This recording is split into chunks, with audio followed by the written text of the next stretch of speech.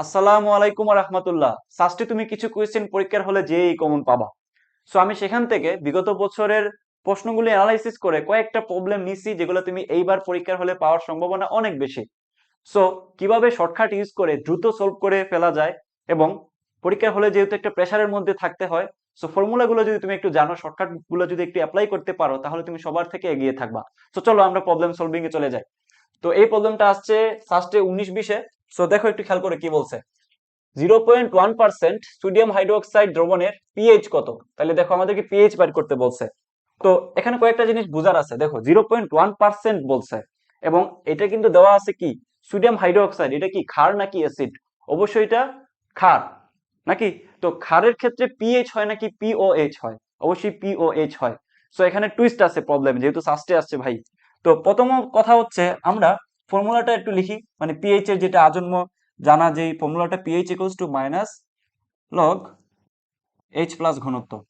Okay, so similarly pOH equals to same ভাবে minus log, just ঘনত্বটার জায়গায় হবে হাইড্রোক্সিল মাইনাস।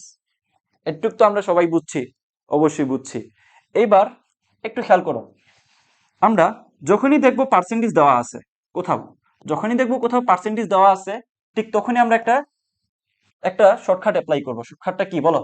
শর্টকাটটা হচ্ছে ঘনত্ব ইকুয়ালস টু হবে 10 x/m।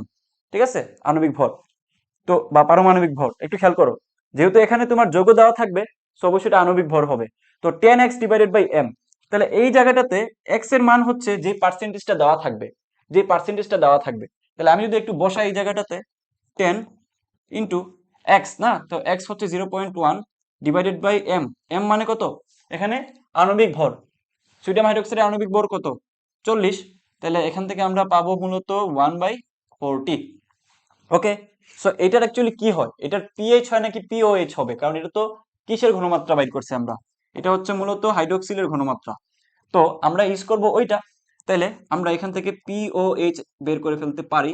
মাইনাস লগ এখানে কত হবে 1/40। এখন কথা হচ্ছে ভাইয়া, আমাদেরকে বলছি কি পিএইচ বাড়ি করার জন্য। তোমরা ম্যাক্সিমামে যেটা করবা, এই ঘনত্বটা এই যে পিএইচ এর এখানে বসায় তোমরা আনসার বের করে দিয়ে আসবা পরীক্ষা হলে, আর ভাববা তোমার প্রবলেম তো সলভ হয়ে গেছে। কিন্তু এখানে দেখো 1 2 3 4 5টা অপশন দেওয়া আছে। এইটা দিয়ে বাইর করলে যে আনসারটা আসবে ওইটাও কিন্তু সাস্টের টিচাররা দিয়ে দেয়। সো তোমার মনে হবে যে তোমার হয়েছে, কিন্তু আসলে হয় নাই। এটা ম্যাক্সিমাম টাইম হয়ে থাকে। সো একটু খেয়াল করো, তোমাকে বলছে পিএইচ বাইর করার জন্য, তুমি বের করে দিয়ে আসতেছো পিওএইচ, ওই যে তাড়াতাড়ি করতে যে। তো আমরা কিন্তু আরেকটা ফর্মুলা জানি, যে pH plus pOH equals two কত? 14। তাহলে সিম্পলি আমরা এখান থেকে দেখো পিএইচ ইকুয়ালস টু বলতে পারি 14 মাইনাস হচ্ছে পিওএইচ, তাহলে মাইনাসে মাইনাসে প্লাস লগ 1/40। তাহলে দ্যাট মিনস এটা হবে 12.39। ক্যালকুলেশন যদি ঠিক থাকে একটু দেখে নিও। তো আশা করি বুঝতে পারছো এটা। অনেকগুলা কথাবার্তা এখানে বলছি, সো একটু রিক্যাপও হয়ে গেল, ফর্মুলাটাও দেখে নিলাম। ওকে, সো নেক্সট। তো একটু খেয়াল করে, এটা একটা মজার প্রবলেম এবং এটা পরীক্ষায় প্রায় সময় চলে আসে সাস্টে। তো এটা কিন্তু চুটকিতে সলভ করে ফেলা যায়।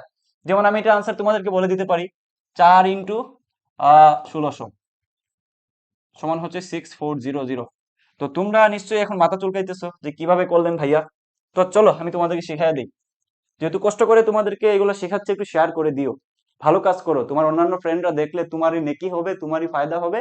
ওইটার উসিলে হয়তো তোমার চান্স হয়ে যেতে পারে। ওকে, কে জানে ভাই। তো খেয়াল করো, এই জায়গাটাতে বেশি কথা বলবো না। একটি তেজস্ক্রিয় পদার্থের অর্ধায়ী দেওয়া আছে, এইটা বুঝো কিন্তু। পরে বলছে কত বছর পরে পদার্থের 15/16 অংশ ক্ষয়প্রাপ্ত হবে। তো যখনই এই টাইপের কোয়েশ্চেন আসবে, তোমাকে জাস্ট আমি শর্টকাটটা দেখাই, বেশি আলোচনা করলে তোমাদের ঝামেলা হবে। এখানে দেওয়া আছে কত, সারা বছরই তোমরা জাস্ট বেসিক বেসিক পড়ছো, সলভই করতে পারো না। এখানে দেওয়া আছে কত 15/16। তো এখানে তুমি জাস্ট কয়েকটা কাজ করো। এখানে তোমার লোবে যে থাকবে ওইটাতে তুমি 1 বসাও, আর হরে যে থাকবে ওইটারে তুমি টু টু দি পাওয়ার যত হয় তততে তুমি বসায় দিবা। বুঝো নাই? এখানে কি বলছি দেখো তো, ট্রান্সফরমেশন করি। এখানে বলছি যে লবের মধ্যে তুমি যাই থাকুক না কেন তুমি 1 বসাও, আর নিচে হচ্ছে হরে তুমি 2 আগে বসাও। 2 এর পাওয়ার কত হইলে তোমার এইটার সাথে মিলে ওইটাই তুমি বসাবা। ওকে, মানে 16 আছে, 16 কে টু টু দি পাওয়ার কত হইলে তুমি বসাইতে পারবা, ওই হিসাবে তুমি বসাবা। তাহলে 4। 4 মানে 16। এখন এই জায়গাটাতে যে 16টা আছে, এই জায়গাটাতে যে 16টা আছে, খেয়াল করো, এই যে 4টা আছে পাওয়ার, এই পাওয়ার দিয়ে তুমি মূলত, এই যে আমি এই কাজটা করছি এখানে, পাওয়ার দিয়ে আমি এই যে তোমার অর্ধায়ক যেটা ছিল ওটাকে গুণ করে দিছি। বুঝছো? বুঝছো কিনা বলো? তাহলে সিম্পল, দেখো তো কত হবে। সিম্পল 4 × 1600। তাহলে আলটিমেট এটা আনসার হচ্ছে 6400। বুঝছো কিনা ভাই বলো, বুঝছো কিনা ভাই বলো। বুঝে থাকলে বুঝে থাকলে ভিডিওটা একটু শেয়ার করো বন্ধুদের কাছে। আশা করি এই ফর্মুলাটা তোমাদের আজীবন কাজে আসবে সামনে যত জায়গায় পরীক্ষা দিবা। নেক্সট। সো এই প্রবলেমটা একটু কনসেপচুয়াল প্রবলেম। দেখো এটা 19-20-এ আসছে এবং এই টাইপের কোয়েশ্চেন এবারও আসার সম্ভাবনা অনেক বেশি। সো মনোযোগ দিয়ে দেখো। আমাদেরকে বলছে কি ভাইয়া, দেখো তো, আমাদেরকে বলছে, ওরা বলছে কি যে y = 2 রেখার উপর লম্ব হচ্ছে একটা রেখা বাইর করতে হবে যেটা আবার এইচ কে বিন্দু দিয়ে যায়। তাহলে আমি যদি একটু ভিজুয়ালাইজ করাই তোমাদেরকে জিনিসটা কি কথা বলতে চাচ্ছে, এই মনে করো যে একটা তোমার সরলরেখা, তো সরলরেখার ক্ষেত্রে আমাদের ইকুয়েশন মনে আছে যে ax plus by plus c = 0, তাই তো। তো ওই রেখার উপর কি বলছে, লম্ব বলছে, ওই রেখার উপর কি বলছে, লম্ব। তাহলে এটা হচ্ছে ধরে নিলাম লম্ব রেখা সমীকরণ, এবং বলছে এটা কোন বিন্দুগামী, এটা বলছে এইচ কে বিন্দুগামী। তাহলে আমাদেরকে মূলত বের করতে বলছে কি, প্রশ্ন না বুঝলে কিন্তু সমস্যা, এই যে এই লম্ব রেখার সমীকরণটা বের করতে বলছে আমাদেরকে। বুঝছো কিনা? যদি বুঝে থাকো এবার চলো অ্যাটাক করি। এখন আমাকে একটু তোমরা বলো, একটা সরল রেখার উপর লম্ব রেখার সমীকরণ কিভাবে বের করে। এটা যদি একটা সরল রেখার সমীকরণ হয়, তাহলে সেই ক্ষেত্রে তার লম্ব রেখার সমীকরণটা কিভাবে বের করে বলো তো। তোমরা সবাই সেটা জানার কথা। সিম্পল, তার যে সহগটা আছে সহগটা চেঞ্জ হবে, আর মাঝখানের মানটা চেঞ্জ হবে। বুঝো নাই? খেয়াল করো, সহগটা কি হবে, এই যে এই সহগগুলা চেঞ্জ হবে অবস্থানটা, আর মাঝখানের চিহ্নটা চেঞ্জ হবে। মাঝখানের চিহ্নটা কি হবে, চেঞ্জ হবে। দেখো এই জায়গাটাতে হবে B X, V X, V X, V X minus A Y, নতুন একটা কনস্ট্যান্ট আসবে, = 0 হবে। এই হচ্ছে লম্ব হওয়ার শর্ত, এগুলো তোমরা জানো। তাইলে এখন এইটা যদি আবার এইটা এই রেখার সমীকরণ হয়, তাহলে এখানে তো একটা বিন্দু ছিল, বিন্দুটা কি এইচ কে, তাহলে অবশ্যই এইটা দিয়ে এই সরলরেখাটা কি হবে, শতসিদ্ধ হবে কিনা। একটা রেখার মধ্যে যদি একটা বিন্দু থাকে, তাহলে ওই রেখার বিন্দুটা দিয়ে ওই রেখাটা কি হবে, শতসিদ্ধ হবে। এবার আসো মেইন জায়গাটাতে, কি বলছে, মেইন জায়গাটাতে আসো। আমাদেরকে বলছে এটা একটা রেখার সমীকরণ, তাহলে y-2 = একটা রেখার সমীকরণ। ওকে, তো এখানে কোনো এক্স নাই, তো আমি একটু শতানি কইরা 0 × x দিয়ে দিয়ে দিই। তাহলে এইটা যে কথা, এটা তো সেম কথাই থেকে গেল। এখন বলছে কি এইটার উপর লম্ব, তো আমরা দেখছি কি এটার লম্ব যদি এইটা হয়, তাহলে এই ক্ষেত্রে আমরা এটা সহগ টহগ চেঞ্জ করে আমরা এটা লম্বটা বের করি। তাহলে এটার সহগ টহগ চেঞ্জ করে চলে আসবে, এই যে y এর আগে 1 আছে, তাহলে এখানে হবে x, 1 × x মাইনাস 0 × y, নতুন একটা কনস্ট্যান্ট আসবে k = 0। তাহলে আলটিমেটলি এখানে আসতেছে x মাইনাস k = 0। আবার আমি কি বলছিলাম ভাই, কি বলছিলাম ভাই বলো। আমি বলছিলাম যে এই যে সরলরেখাটা আছে, এইটা যদি এইটা হয়ে থাকে, তাহলে অবশ্যই এটা দিয়ে এটা কি হবে, সিদ্ধ হবে, কারণ তারা বলেই দিছে যে এইচ কে বিন্দু দিয়ে সিদ্ধ হবে। তাহলে যদি সিদ্ধ হয়, তাহলে সিম্পলি তুমি সিদ্ধ করাও, এক্স মাইনাস কে = 0 হওয়া মানে এক্স এর মান এখানে কি আছে, এক্স হচ্ছে এইচ, তাহলে H minus K = 0, that means K = H. বুঝা গেছে কিনা, বুঝা গেছে কিনা বলো। যদি k = h হয়, তাহলে সিম্পল ভাবে ভাই তুমি, কই কই কই, এই যে এইটাতে তুমি বসা, এটা না তো, সরি সরি সরি, ওকে। তো দেখো আমাদের কোনটা ছিল জানি,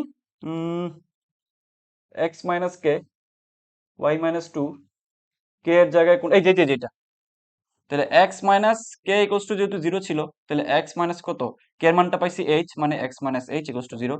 তাহলে এইটা হচ্ছে আমাদের আনসার। বুঝছো কিনা, বুঝছো কিনা। তোমাদের সময় কম, তাড়াহুড়া করতেছি কারণ তোমাদের আসলে এটা দেখার পরেও নিজস্ব পড়াশোনা আছে। নেক্সট। তারপর দেখো এখানে একটা প্রবলেম দিছে, একটি নিউক্লিয় বিক্রিয়া হচ্ছে এইটা, তাহলে অজানা এক্স কণাটি কি হবে। তো আগে মাথায় রাখো, আমাদেরকে একটা ইকুয়েশন দিয়ে বলছে, দেখো একটা ইকুয়েশন দিয়ে বলছে কি যে এখানে একটা অজানা একটা আমাদেরকে এক্স দিয়ে দিছে, তাই না। তো একটি নিউক্লিয় বিক্রিয়া এটা, ঠিক আছে। তো এখানে বলছে আমাদের এক্স এর কণাটি কি হবে, তো কণাটা আমাদেরকে বের করতে বলছে। তো আমি যদি একটু তোমাদেরকে এটা লিখে দেখাই, কত ছিল, 14n7 প্লাস 4 2 হিলিয়াম।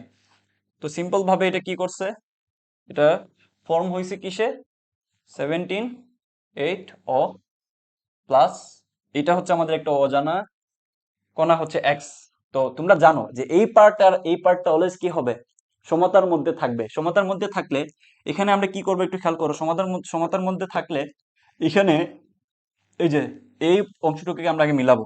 তাহলে এই অংশটুকুকে মিলানোর চেষ্টা করি, তাহলে 14 খেয়াল করো, 14 + 4 ইকুয়ালস টু কত, 18, তাই তো?